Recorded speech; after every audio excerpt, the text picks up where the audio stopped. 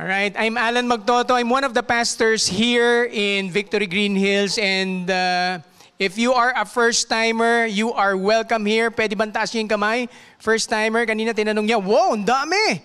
50! Wow! From Jensen! Wow! Welcome here in Victory Green Hills.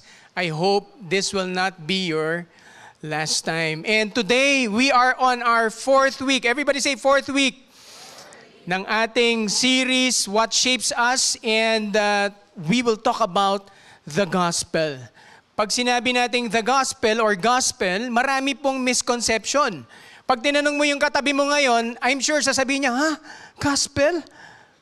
Is that the first 4 books of the New Testament? Sino sa inyo at one point yun ang sagot? Huwag na maiya, okay lang. Ako dati, yun ang sagot ko eh. Gospel, the first 4 books. Ano yung first 4 books? Genesis, Matthew, Mark, Luke, and John. Alright. Now, yung iba naman, pag sinabing, pag tinanong mo, ano ang gospel? Yan yung Jesus died on the cross. Na-stuck sa cross si Jesus. That's the gospel. Now, for some, yan yung nag-resurrect si Jesus. Kulang din. No? Nawala yung life of Jesus for 33 years. Nawala yung suffering, death, na focus sa resurrection. I hope today that as I preach the good news of the gospel, we will learn, alright, what the gospel is and how it affects our lives. Kasi po, lahat ng ating problema, mamaya makita nyo, lahat ng ating problema, nandun ang kasagutan. Nasa gospel po. Alright? Kahit na love life pa yung problem mo na yan. Now, as I preach the Word of God, my desires are, pinakauna, as you hear His Word, that you will be set free from sin and shame. Magkaroon ng freedom. Okay? Yung mga kanta natin kanina, it's building up to that. That's our desire. That every one of us, as we encounter the gospel, magkakaroon po tayo ng totoong kalayaan. Freedom that is genuine and only found in Christ Jesus. Pangalawa, that you will know that Jesus' life, death, resurrection, hanggang umakyat siya ng langit, right, is already sufficient. The gospel is already sufficient. Hindi mo na kailangan dagdagan. That's the good news. Sino sa inyo pagod na? Lord, tignan mo yung mga hindi nagtataas ng kamay, kaya pa nila. Alright? Nakakapagod, di ba? Pagka parati tayong nagdadagdag sa isang bagay na hindi mo naman kailangan dagdagan. Right? Dagdagan niyo yung baon ng mga anak niyo. Pwede. Bigyan niyo ng allowance yung asawa niyo. Naks!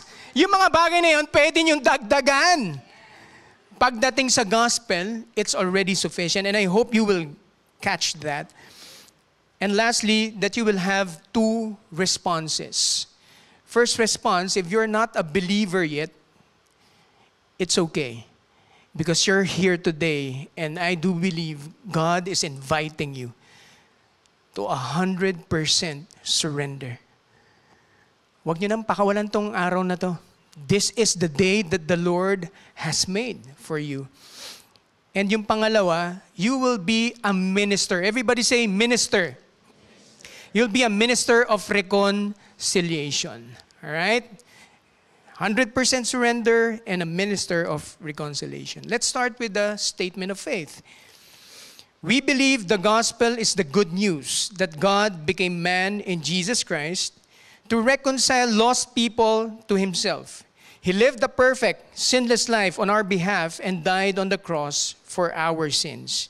He was buried and on the 3rd day rose from the dead, securing our redemption forever. Having triumphed over Satan and the forces of darkness, He ascended into heaven as Lord of all. Everybody say, Lord of all. Everyone who repents and believes in Him receives forgiveness of sins and eternal life.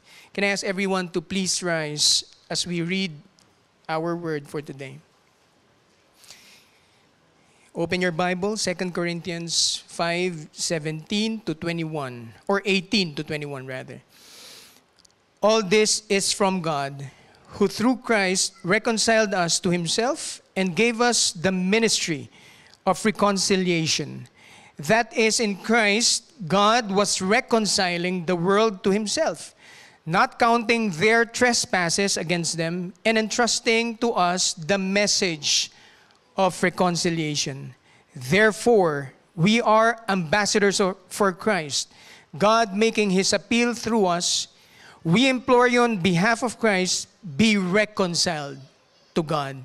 For our sake, he made him to be sin who knew no sin, so that in him we might become the righteousness of God. Lord, bless the preaching of your word. Panginoon, ang dalangin namin, Lord, magbago ang bawat isa dito. Lord, not just our behavior, not just our attitude, but inside out transformation. Lord, na yung puso namin talagang igigrip mo. And this heart that you have given us, Lord, will be passionate for the things of God. Lord, that we will come out here full of passion, full of zealousness for Jesus. Lord, that as we go out here, Lord, we will have that heart to preach the gospel. Lord, kahit na bago pa kaming Kristiyano, Lord, we will have that boldness and courage to speak of your goodness, the good news of the gospel of Jesus to our loved ones. Lord, thank you. We bless your name. Holy Spirit, be with us. In Jesus' name, amen and amen. You may take your seats. Now, during this time that the apostle wrote this, the Corinthian church had issues. Lahat naman tayo may issue, tama? Ang problema dito, ang issue nila is the apostle Paul who planted the church. Imagine that. They were discrediting Paul. Pinagdududahan nila yung leadership and apostleship of Paul. And so they were following other leaders instead of Paul. They even believed some negative things about the character of Paul. Imagine that. Merong kumalat na chismis. No, sinasabi si Apostle Paul, ganyan yan. Kinuha niya yung pera natin, tapos dinala sa iba. They even accused him of defrauding their finances. In short, they were divided. Relationship was broken. Relationship was broken. How many of you would agree kapag relationship na yung pinag-uusapan, madugo? Yung iba, ang lakas, oh. Tapos sabay ganun sa katabi, no? Pag pinag-usapan ang relationship, basta usapang tao, madugo, masakit. To the point na minsan gusto mong iwasan, ayaw niyong pag-usapan. Bakit? Talagang ang hirap when it comes to relationship. You know, in the verses that we just read, mapapansin nyo yung word na reconciliation or reconcile or be reconciled. Sobrang evident dun sa 4 na verses na binasa natin. The word reconciled or reconciliation. Anong ibig sabihin ng word na yan? Pag sinabing reconciliation, there's something broken that needs to be restored, that needs to be fixed. And during the time of Paul, merong relationship na dysfunctional. Kailangan ayusin. And that was the heart of Paul. Kahit na pinagchismisan na siya ng mga tao, kahit na nag-turn away na yung mga tao sa kanya and they were following other people, the heart of Paul is restoration, reconciliation. Now,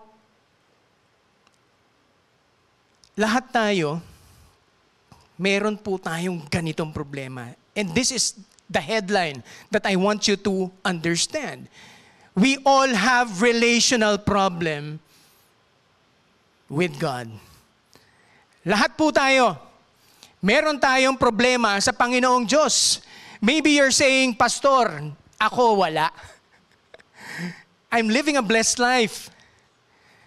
Ganda ng negosyo ko, Pastor. And my marriage, it's thriving. Wow, ikaw na. Pastor, di ko problema ang Panginoon. Sobrang bait niya sa akin. He hears my prayers. Knocks. But let me tell you this, all of us, everybody say all of us, we have a problem with God. You know, these things that I mentioned na na-experience mo, kaya mo nasasabing, wala akong problema sa Panginoon. Maybe your business is doing good. It's even better in the pandemic. You know, I'm giving my tithes. Tumutulong ako sa mga tao. Those things are good. But did you know that you can be right in your own eyes and yet still be wrong before God? Ang tanong ko ngayon, sino nagde-define what is right? Kasi kung sabihin kong, di, tama naman itong ginagawa ko. Pero pag binangga ko sa salita ng Panginoon, sa karakter ng Diyos, mali pala, I am still wrong before God. Lahat tayo, we have a problem before God. That is why we all need the gospel. Kailangan natin marinig. Now, dahil nandito kayo ngayon, no choice kayo. Naririnig nyo na eh. Ang prayer ko lang, after you heard the gospel, huwag nyo nang pakawalan. Bakit? Kasi ang Panginoon, dinala kayo dito, not by accident. He placed you here so that you can hear the good news. Sino sa inyo, plano nyo sa buhay, parati na lang bad news ang karga nyo? Wala, di ba? Everybody wants the good news. Pag tinanong mo yung isang tao, pare, anong gusto mong mauna? Good news or bad news? Anong inuuna? Bad news. Bakit? Kasi gusto nila, bago sila umalis dun sa conversation na yon, good news yung bit-bit nila. Tama ba? Or talagang lahat kayo, gusto nyo bad news lang. We all have this problem before God. That's why we need to hear the gospel. Christian ka man or hindi. Christian ka man or hindi. Baka sinasabi ng, tagal ko na dito sa Victory. 15 years na ako dito. It doesn't matter. We all need the gospel every day. Kailangan nating marinig every day. Pastor Steve Murrell, our founder, right, of Victory and Every Nation, in his book, We Believe, sabi niya doon, the gospel is the only way to discover what is wrong with us individually and corporately. Every other solution to our problems is incomplete. Everybody say incomplete. Incomplete and flawed. But the gospel provides the answer and the power. So, we must preach it to ourselves every day. Lahat naman tayo, pag may problema, may solution agad, di ba? Mga men, everybody say amen. Sa mga lalaki, mga ano tayo, fixers eh. Pag may problema, ayusin na agad natin yan. May solution agad. But the difference of that kind of solution and the gospel is the second word that I mentioned here in the book. It's the word power. Walang power yung solution. Kilikili power siguro.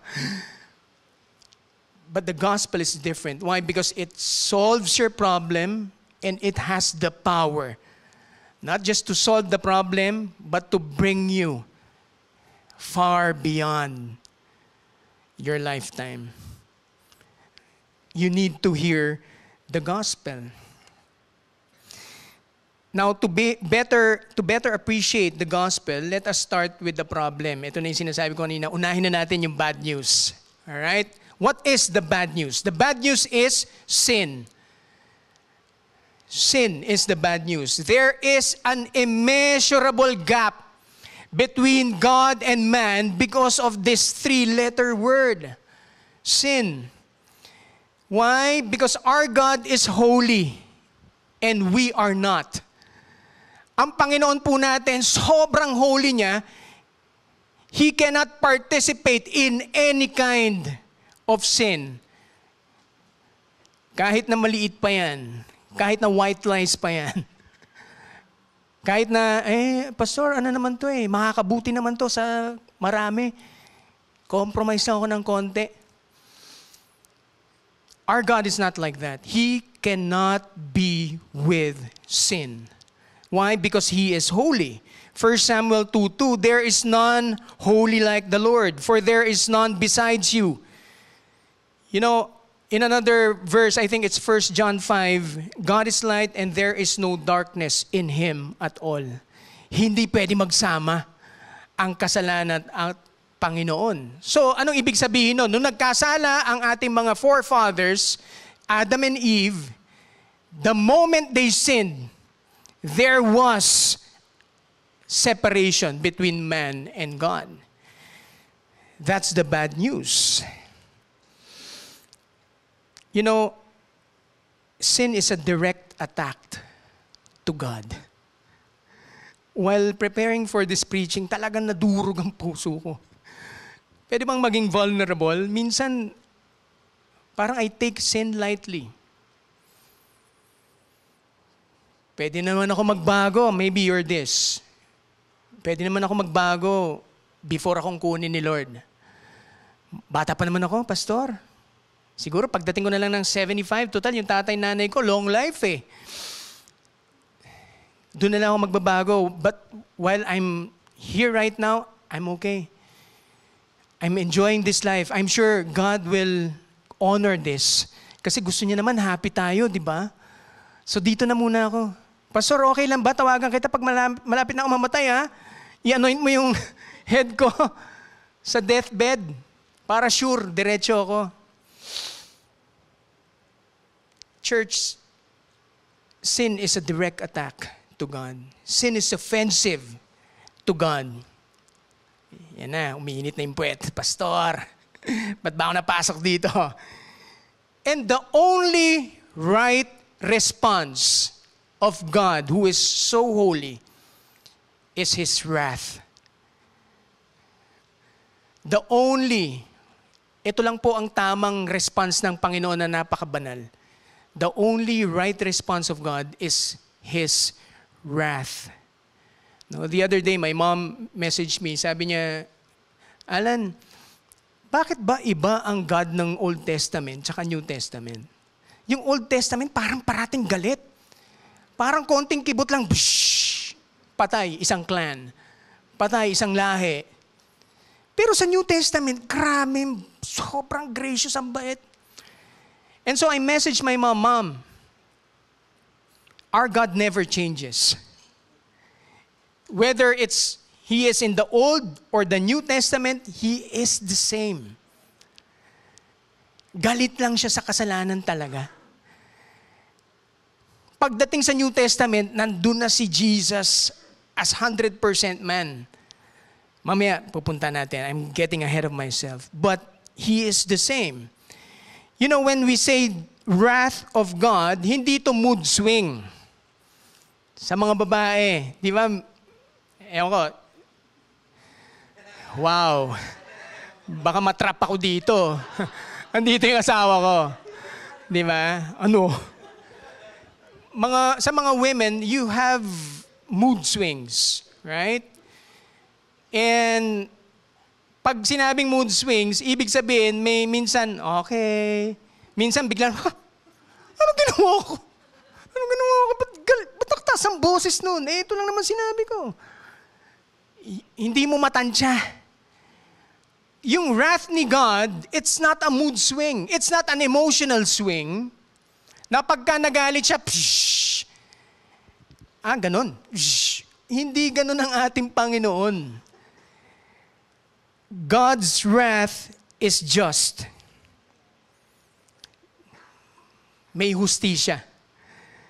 No, kanina may pinunta kaming child dedication. Si Ali, who is maybe around 9 years old. Tama ba? Ali. Babaeng 9 years old. Sabi niya, I want to be an activist.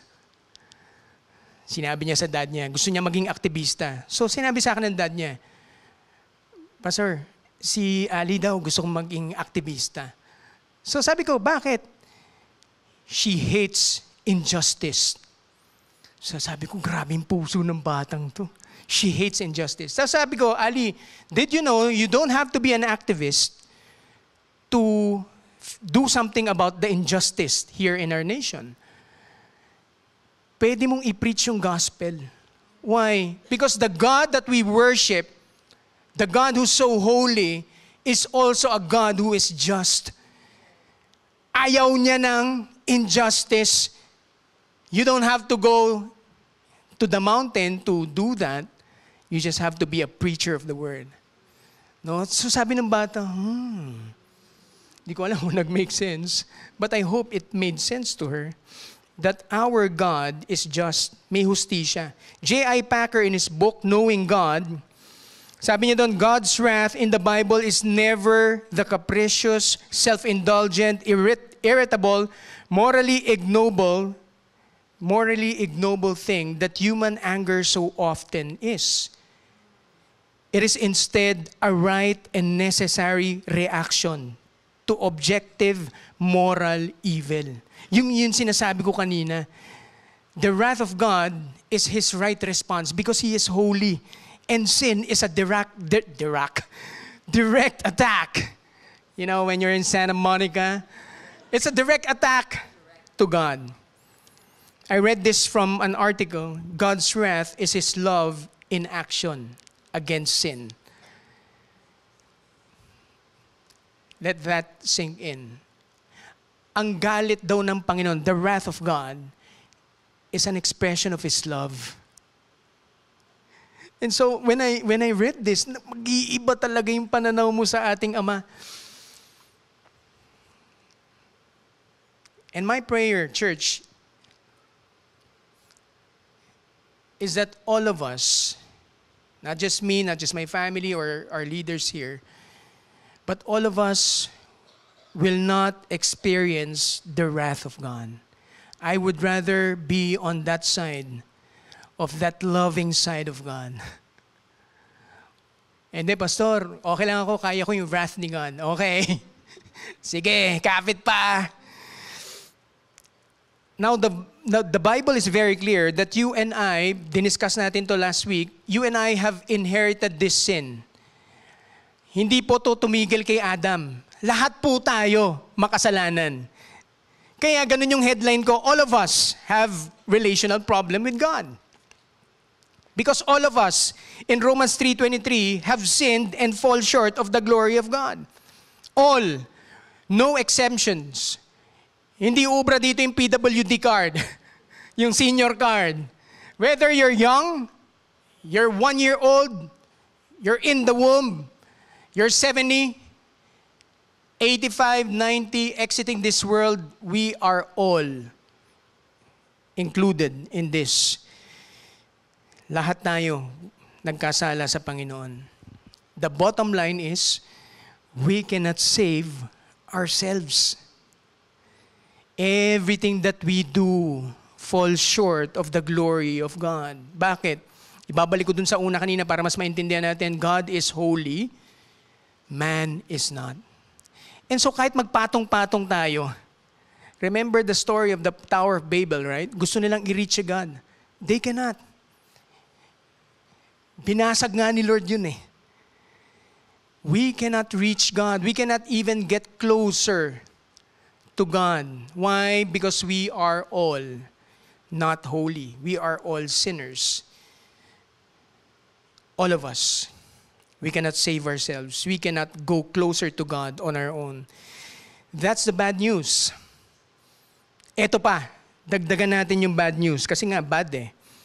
Dapat yata worst news na to eh. Remember last week, sabi ko, 2 requirements to receive eternal life. What is that? You live a perfect life of obedience to the laws of God.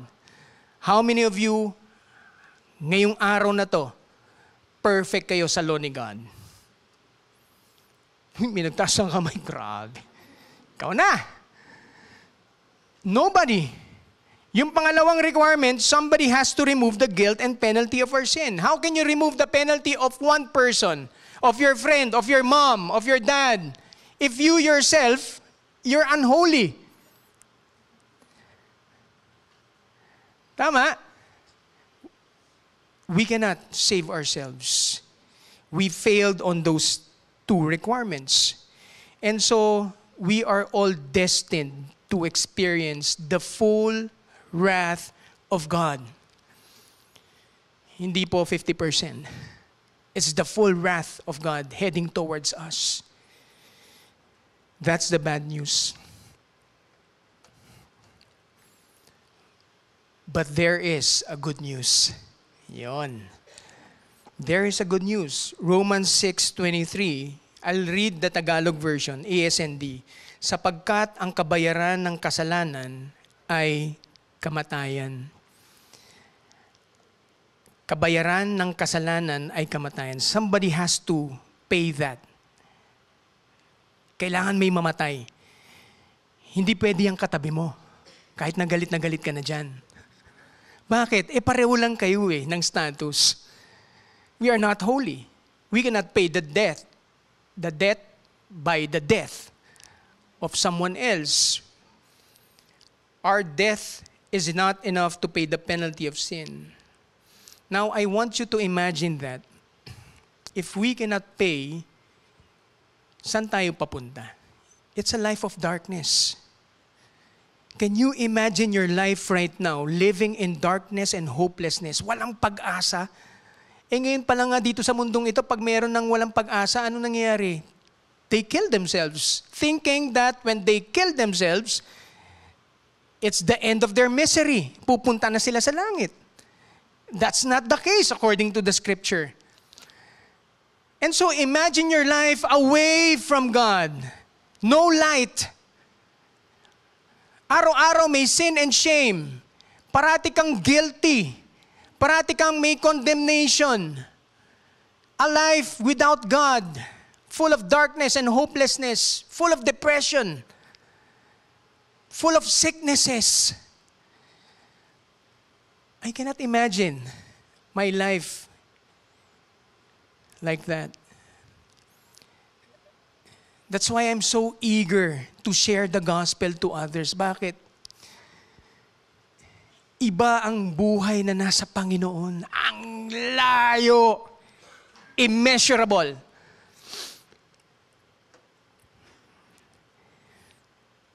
Church, that is the bad news. That is the bad news. Now, the good news is God provided a solution. You know, when we talk about good news or the word gospel, in Greek, sabi niya evangelion, ang ibig sabihin. The good message. It's a proclamation of news for people. Sa Tagalog, ebanghelyo. Yung pala yun. Wala kasi si Ate Emmy. Ebanghelyo. You know, the first century Greeks commonly used the word gospel to refer to the news of historical event. Natapos na. Di ba pag nanood kayo ng TV Patrol, tapos na yung news na yun. Nangyari na kaya nire-report nila. And so during the time, when mga ancient times, when a battle is won, nanalo sila sa battle, sa war, ang news nila, wala pang internet. Tapos mabagal pa yung kalapate. So anong gagawin? Merong runner. The messenger.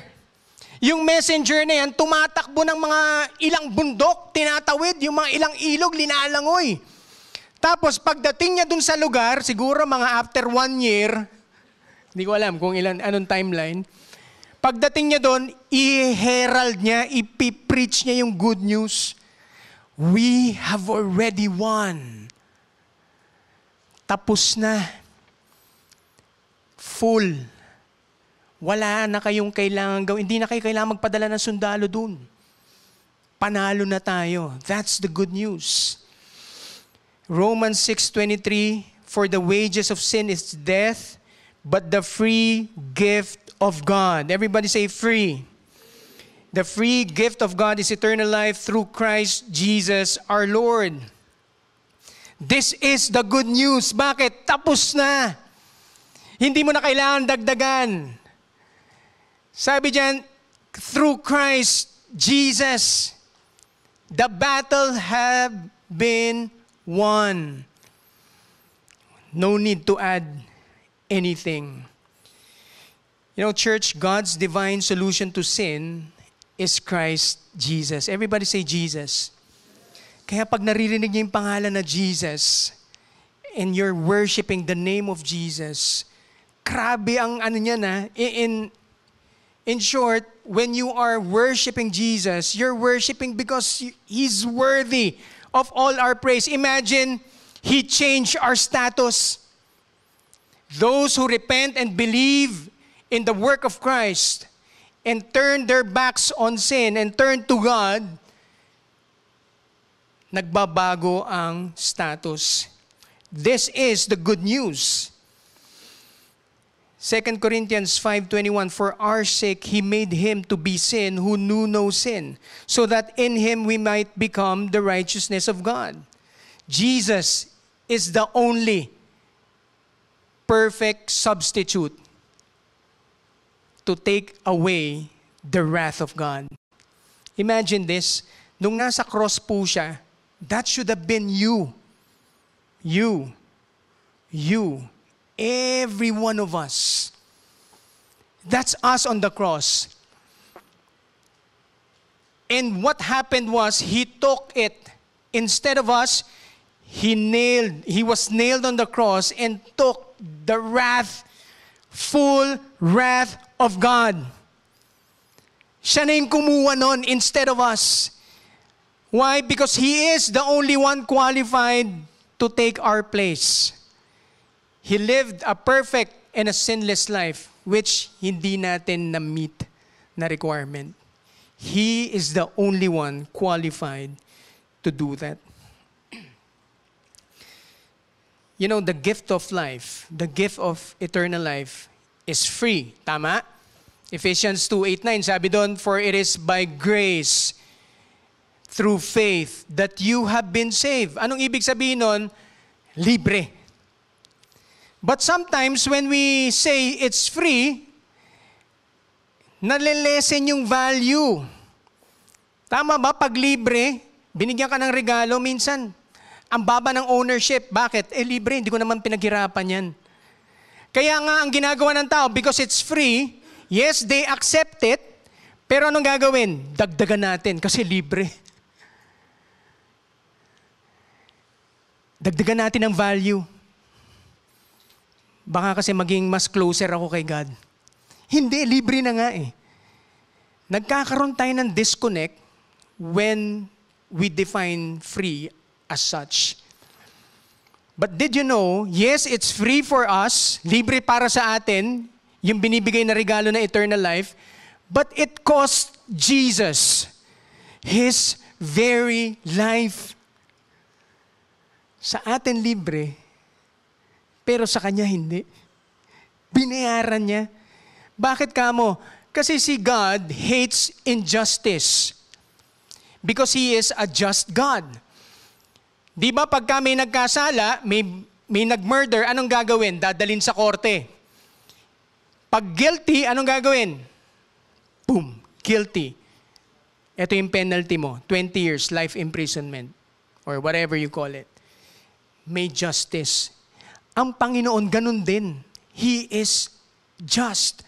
May hustisya. So kailangan bayaran para hindi na magkaroon ng penalty. And so, hindi po tayo yun. It was Jesus who paid the penalty and took the full wrath of God. That is the gospel. That is the gospel. The gospel changed our eternal status from being target of the full wrath of God to being recipients of the free gift of eternal life in Christ Jesus. Hayaan nyo mag-sink in yan. And so, anong relevance nito sa atin today? If you are in Christ Jesus, you are no longer enemies of God. Tignan mo yung katabi mo. Hindi na enemy ni Lord yan. If, there's an if. If he repents, he believes in the work of Jesus Christ and puts his trust, nagtiwala. Kaya nga yung surrender, every time I call for altar call, Di ba, sinatanong natin, sino sa inyo gusto niyong ma-receive si Jesus? Yung part na yan, anong ginagawa natin? We're giving that person an opportunity to answer to the invitation of Jesus. Para saan? To repent, ibig sabihin pagsisihan yung kasalanan, and then wag nang pumunta doon pa rin sa same direction ng kasalanan. Dito na. Fully trust in God. 100% surrender. And so every time na may altar call at hindi ka pa Kristiyano tapos nagtaas ka ng kamay, you know, God honors that. He sees your heart.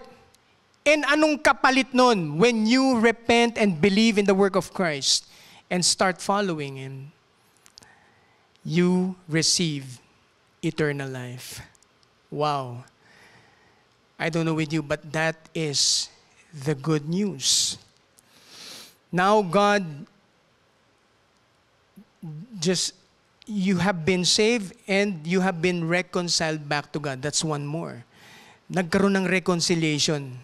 Kasi nga broken yung relationship eh. And so,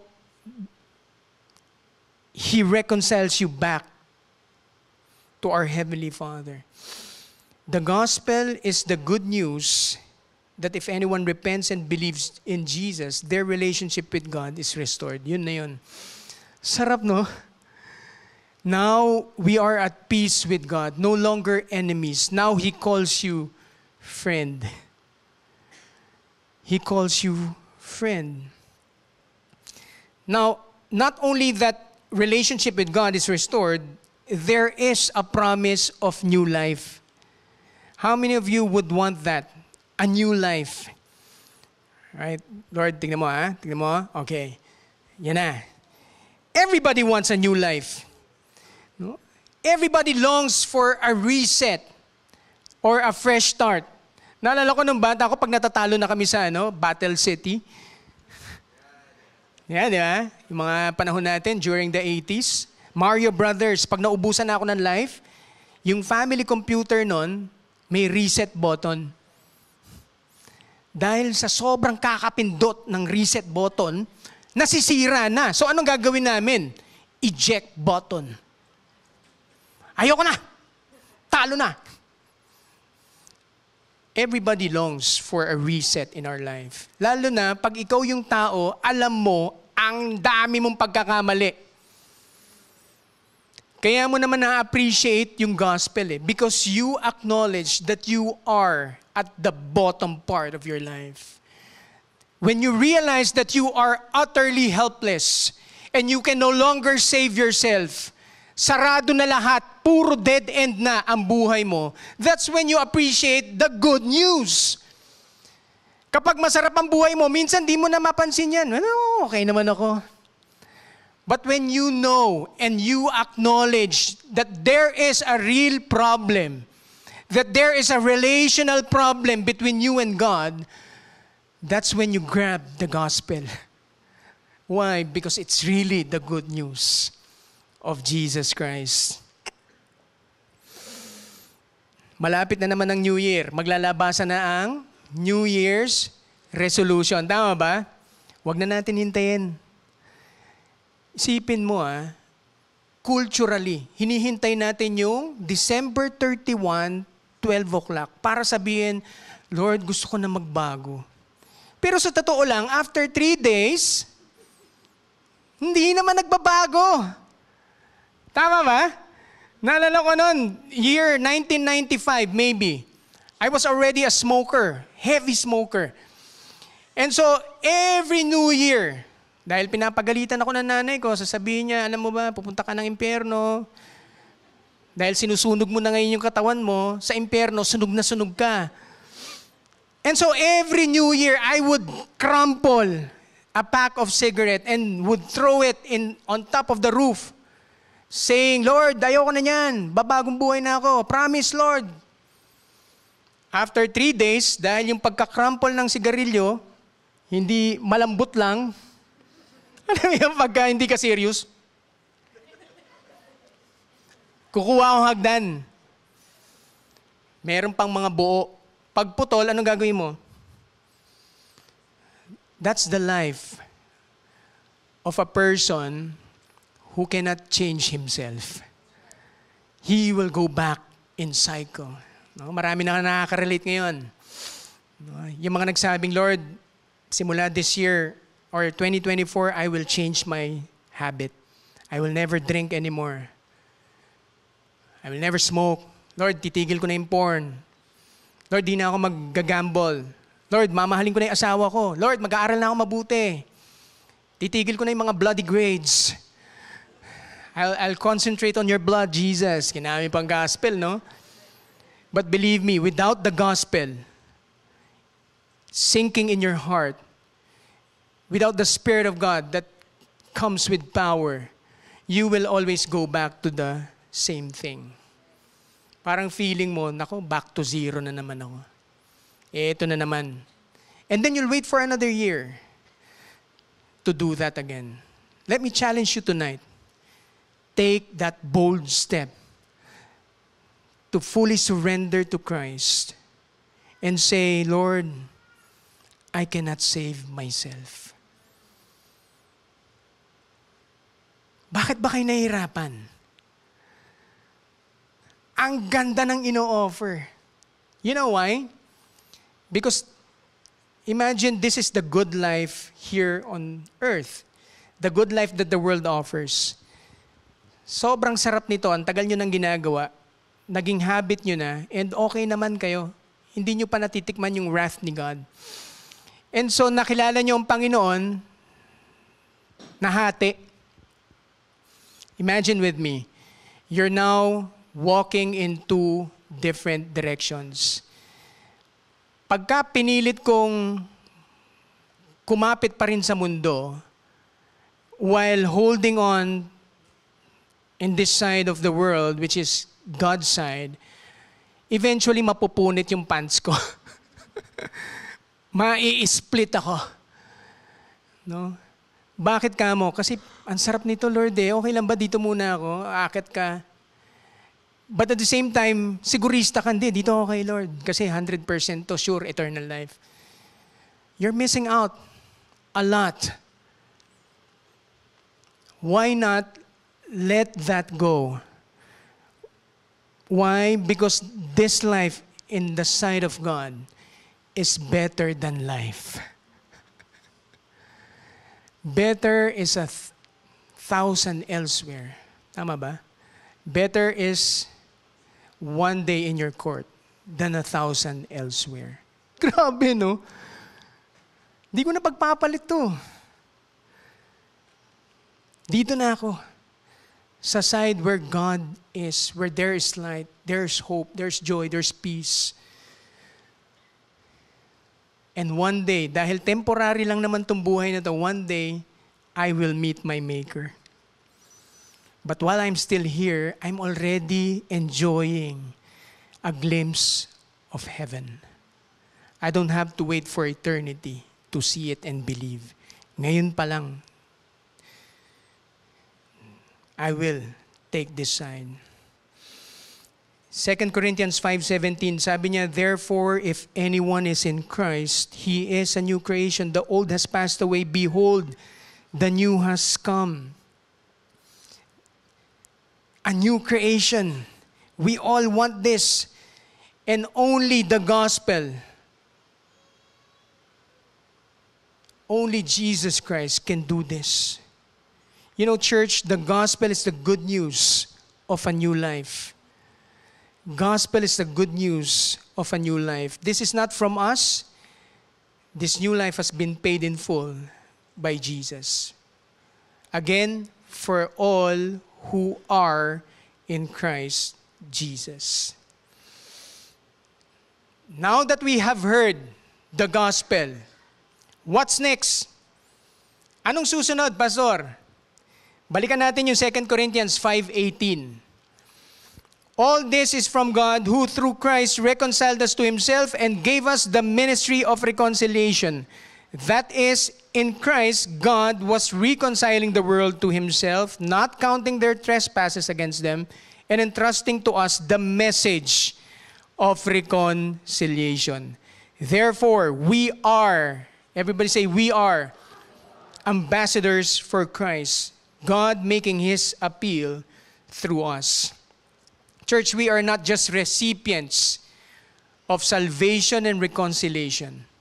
Hindi lang po yun ang binigay sa atin. We are also ambassadors, representatives of Christ Jesus. Now, maybe you're asking, anong itsura niyan, Pastor Alan? How does it look like to be a minister of reconciliation? Pag binalikan mo yung verses 18 to 20, makikita mo yun doon. Sabi niya, all this is from God who through Christ reconciled us to Himself. So anong ibig sabihin nun? It starts with us. It starts with God, but the reconciliation, uunahin ka ni Lord. You cannot be a minister of reconciliation if you yourself, you're far away from God. If you yourself, you're at war with God, you're an enemy of God, how can you reconcile people? Hindi ka paniniwalaan. Kasi makikita yon sa lifestyle mo eh. Makikita yon sa pamumuhay mo. Hindi ka naman nagbabago. Wala yung pagmamahal ni Lord. Di ko nakikita, di ko nararamdaman. How can you say that your God is alive? And so it starts with you and I being reconciled to God. And when you are reconciled to God, changes happen in your life. Kung dati mabilis ka magalit, unti-unti napapansin ng asawa mo, parang nagbabago na siya. There's something that's happening. Tignan pa natin, baka 1 month lang yan, parang resolution lang yan. Pero tuloy-tuloy. Minsan nagkakamali, pero nagsosorry. Ngayon, kaya na magpatawad. Aba, nagbibigay na ng baon. Parang ako yata yan. Aba, nagbibigay na ng sa ibang tao. Dati, damot yan eh.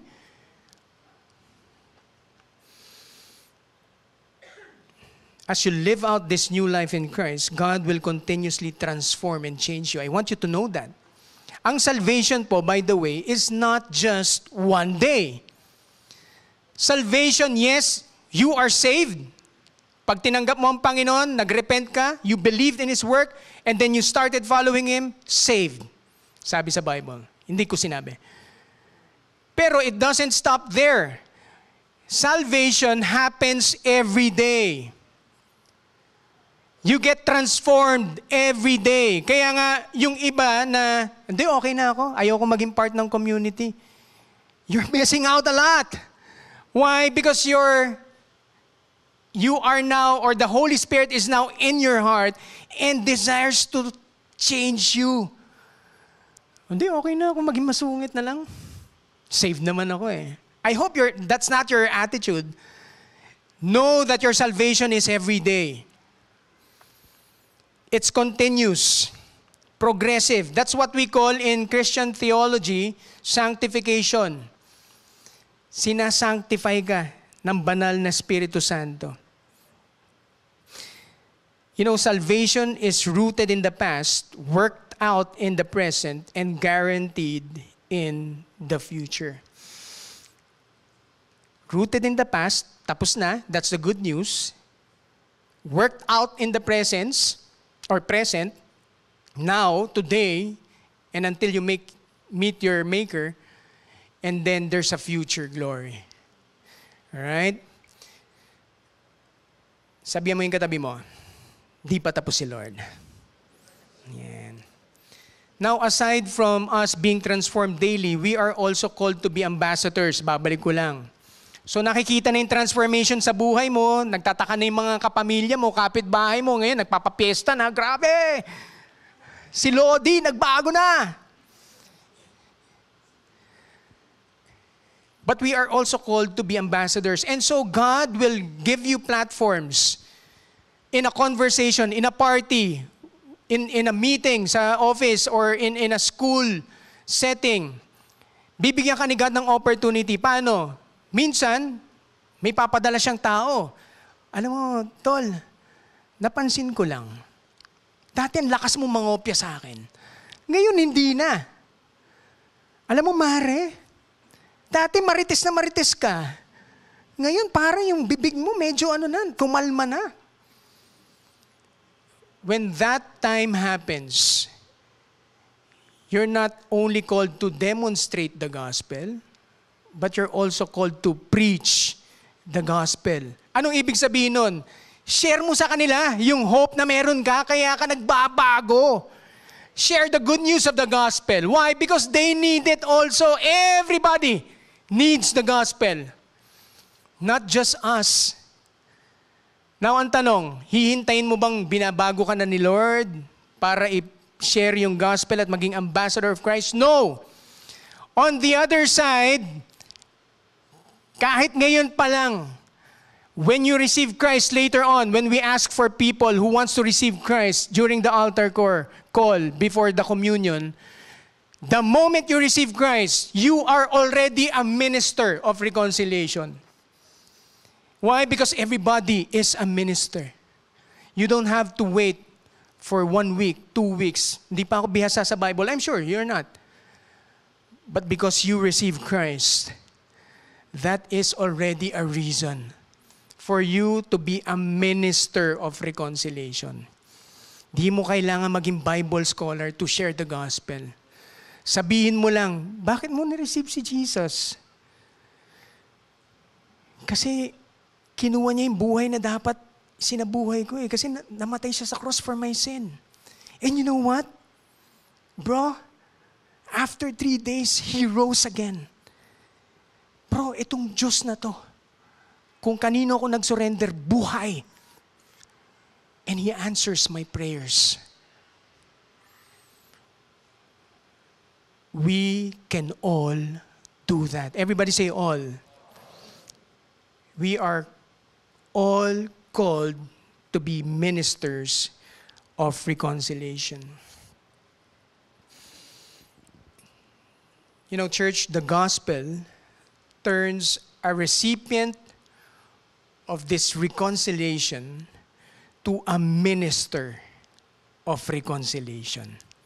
Grabe ang power ng gospel. It really changes a person. It transforms someone from being broken to being whole.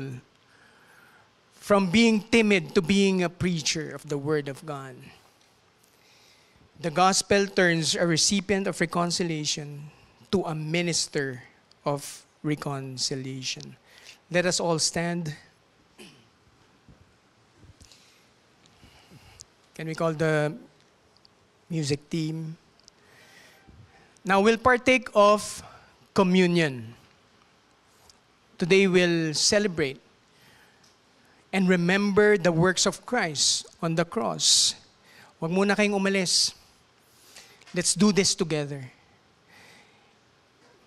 But before we partake and remember the work of Christ, I do believe there is an invitation sent out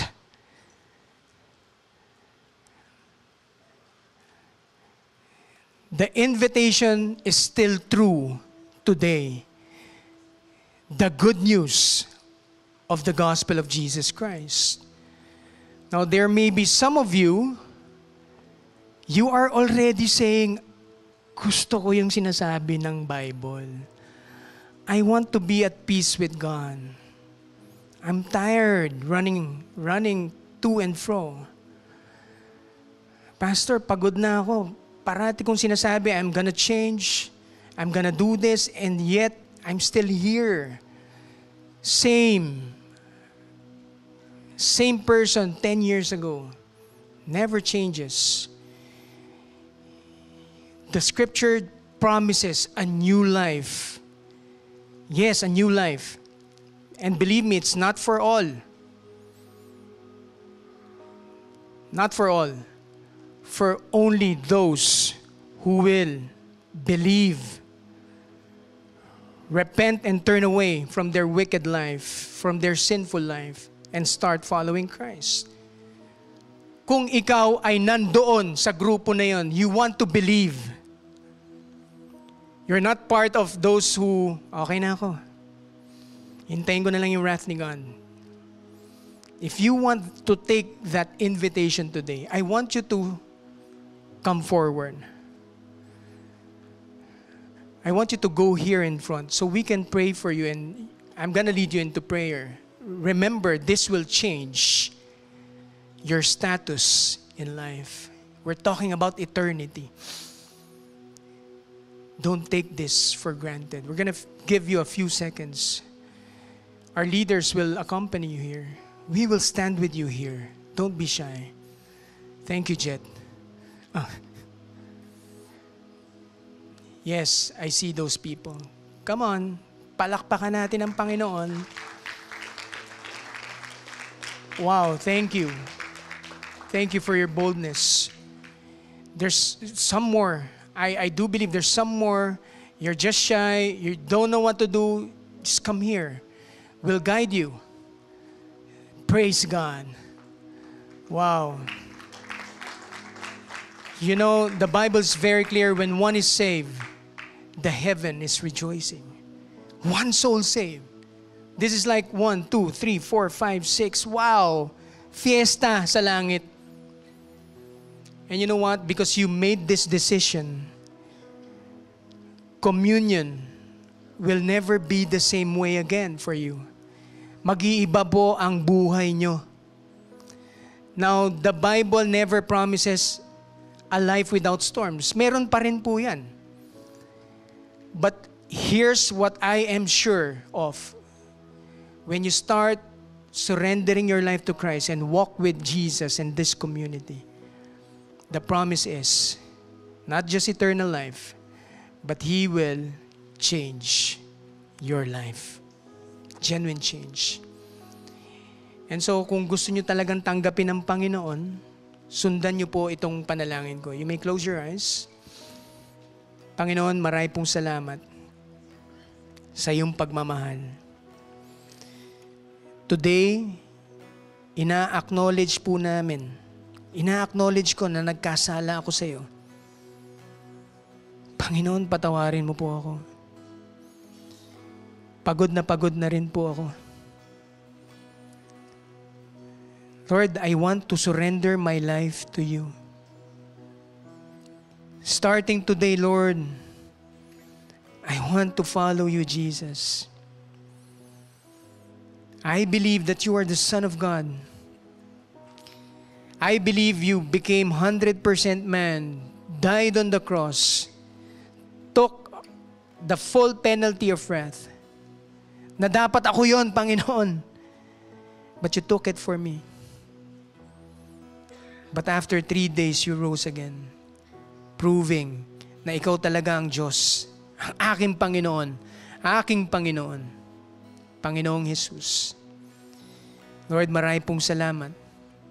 Simula ngayong araw na to, tinatalikuran ko ang buhay na makasalanan at haharapin ko ngayon ang aking bagong buhay na galing sa iyo. Salamat, Jesus. In Jesus' name. Amen, amen. Palakpakan po natin ang Panginoon.